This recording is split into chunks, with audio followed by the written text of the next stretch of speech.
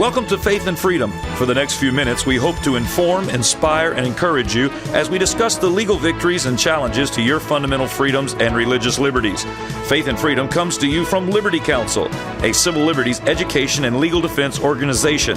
Join us now as Matt Staver, the President and General Counsel of Liberty Counsel, explains the latest legal issues all across this country in the courtrooms of America. Liberty Counsel is winning the battle for your constitutional freedoms. Oral arguments are set for May 10th on Liberty Counsel's case against Obamacare. I'm Matt Barber, Vice President of Liberty Counsel Action and Associate Dean with Liberty University School of Law, in for Matt Staver today. And joining me once again in studio is Shawn Akers, Dean of Liberty's Helms School of Government and Policy Analyst with Liberty Counsel. Well, Shawn, the judge has set the date for May 10th for Liberty Counsels representing Liberty University and a number of other clients, some individual clients, for the case against President Obama's crown jewel of socialism, his socialized health care scheme, often known as ObamaCare. The oral arguments, Matt Staver, Chairman, Liberty Counsel's founder and Chairman and Dean of Liberty University School of Law, will present oral arguments at 9:30 a.m. on May 10th Eastern Time in the case of Liberty University v. Geithner. The case, which challenges Obamacare, will be heard at the 4th U.S. Circuit Court of Appeals in Richmond, Virginia. And as I mentioned, Liberty Counsel represents Liberty University and two private individuals. On the same day, the Court of Appeals will also hear the case of Commonwealth of Virginia v. Sebelius, led by Virginia Attorney General Ken Cuccinelli. The cases will be argued separately by each respective counsel. And Shawn, I've often said I think Obamacare is on the chopping block. It's just a matter of how is it going to go out? Is it going to be legislated out through a repeal, or will it ultimately be found unconstitutional in the United States Supreme Court? That remains to be seen, but I honestly don't think that Obamacare is long for the world.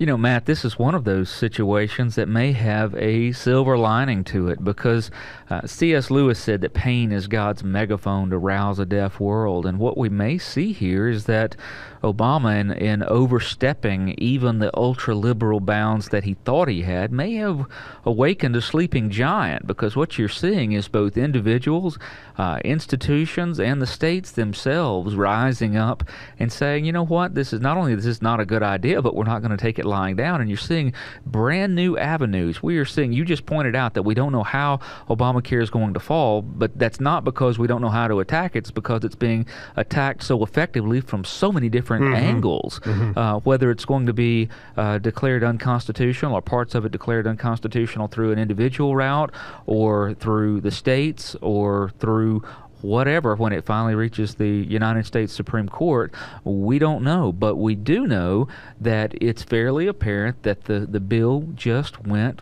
far, far too far in a right-of-center country that still values liberty over security. Well, I think President Obama really started believing his own press and really thought that through his election he had been given a mandate to impose his neo-Marxist agenda on the American people, to, as he said, to fundamentally, what's the word he used? Fundamentally reform the United States of America, fundamentally change the United States of America. What did he mean by that? Well, it became very evident when he, during a time when the economy was crashing, people were needing jobs, unemployment, and getting our economy going again was a top priority. He put all of that on the back burner and focused on this obsession that he had with imposing socialized medicine on we the people, something that has failed every time it's been tried in Canada and Great Britain and elsewhere. It's just a disaster. Although we don't have a perfect healthcare system in the United States, it is indisputably the best system in the world. He wants to break that and impose this, as our friend Michelle Bachmann, Congresswoman from Minnesota, calls it, the crown jewel of socialism, Obamacare, socialized medicine. So the American people pushed back. They rammed this through using smoke and mirrors and parliamentary procedures, despite the fact that the American people overwhelmingly were rejecting it, saying, get back to the economy, focus on the things that are important right now. They rammed it through. It's little wonder that the approval ratings for Obamacare they've not gone up. They said, well, you just need to see what's in the bill, and we've got to pass it so you can see what's in it, as Nancy Pelosi infamously stated. The American people are now seeing what's in the bill. They continue to reject it. A recent Rasmussen poll has come out showing that Obama's approval index continues to plummet. It's at negative 22. 20% of Americans strongly approve of what he's doing. 42% of Americans strongly disapprove of what this man is doing. I think that Obamacare is really the big one. That's the one that everyone is focusing on. And that's the one that we will certainly continue to chip away at. Matt, I'm not at all happy in any way that bill passed, but making the most of a bad situation, at least here we see that when a bill is passed without the sovereign, without the American people having a chance to take a look at it, there's usually a reason. And the reason is the same that we've talked about in other things, that you wouldn't buy it if you had a chance to think about it. Mm-hmm. And in this particular case, not only did the American people not have a chance to look at it, as you put it, Nancy Pelosi so famously said, we have to pass it so you can read it, which sounds like something right out of communist Russia, not something out of the United States of America. But even now, Health and Human Services, Kathleen Sebelius, she recently did an interview with The Hill paper. And they're even figuring out now that this thing won't work. It can't work in its current place. They have now issued it's over 1,040 as of last week. 1,040 of these waivers, these temporary first-year waivers, to all sorts of businesses. And here's her. I want you to get her reasoning. Unions. It's a lot of payback going on for supporting Obamacare on the front end. But if it's such a good thing, Matt, why in the world do we need all these waivers? Why would the payback be not having to participate? Yeah. Well, that tells you something.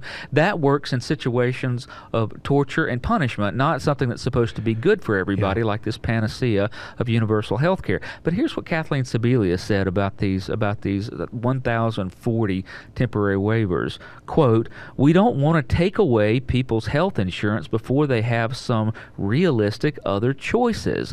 Well, thank you, Ms. Sebelius. Since there are no realistic choices within this, we would suggest that you just don't take away people's health care at all. She's admitting here that in order to impose Obamacare, they have to take away people's health care. Yeah. But the problem is they're recognizing that Obamacare does not provide realistic choices for people. Well, I've often said, the word keeps getting bounced around that this is unsustainable. And if you're, I think unconscionable is a better word, but go ahead. Well, unsustainable. If you're walking across, a suspension bridge over the Royal Gorge and somebody says that bridge is unsustainable, sure, you may get a number of people across it, but eventually it's going to collapse. That's why there's such pushback. I think 26 or 27 states have filed lawsuits against this.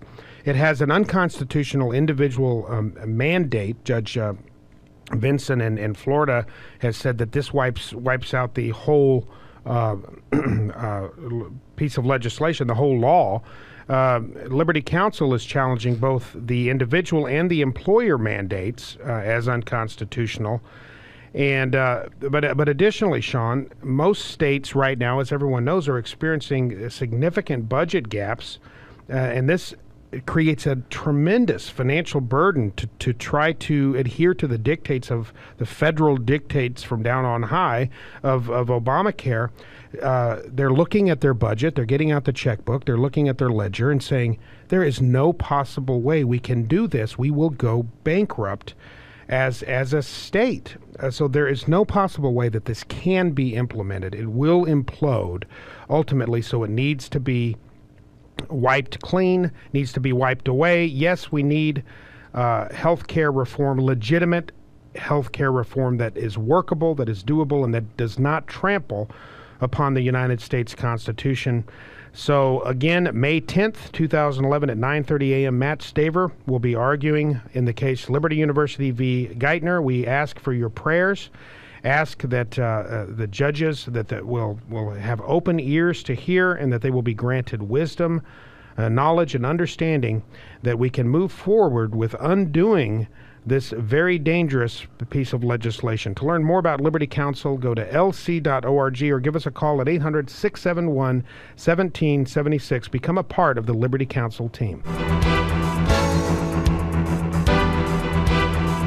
You have been listening to Matt Staver of Liberty Counsel. Our hope is to encourage and inspire you to stand up for your faith, family, and freedoms. We can accomplish a lot when we work together. Get informed and get involved today. Sign up for our free monthly newsletter, The Liberator. We will send it out to you free of charge. Stay informed with our Liberty Alert email update. Just click on the website at www.lc.org or call us at 1-800-671-1776. Tune in next time to learn more about your rights right here on Faith and Freedom.